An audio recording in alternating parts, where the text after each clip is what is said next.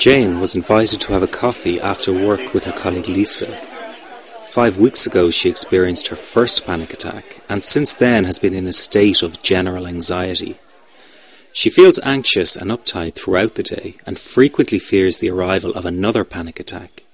She has shied away from social events since her first panic attack. If we were to score her anxiety on a scale of 1 to 10, where 1 represents complete relaxation and 10 total panic, we can see that Jane's anxiety level is currently hovering around the 5 mark.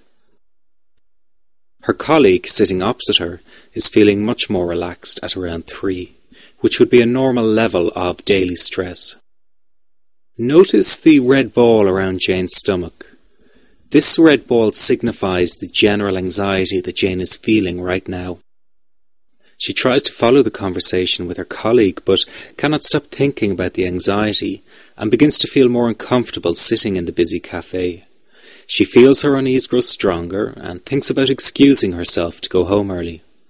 Just as she has that thought, her heart suddenly skips a beat and starts pounding really hard. So hard that she can feel it beat in her throat. This is exactly what happened when she had a panic attack in the supermarket, and she reacts with fear to the sensation. What will she do if she has a panic attack here in front of her colleague? The fearful reaction she is having to the sensations sends another bolt of panic through her body. To her it feels as if an internal bomb has just been primed and is about to explode. This is very terrifying for her, and it just came out of nowhere, like the last time.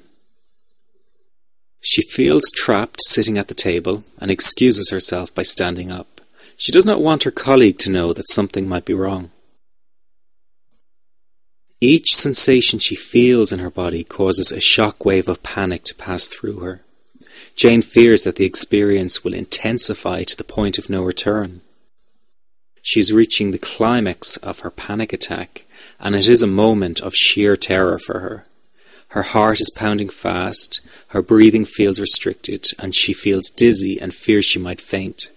The feeling is so terrifying, Jane fears her very life is in danger.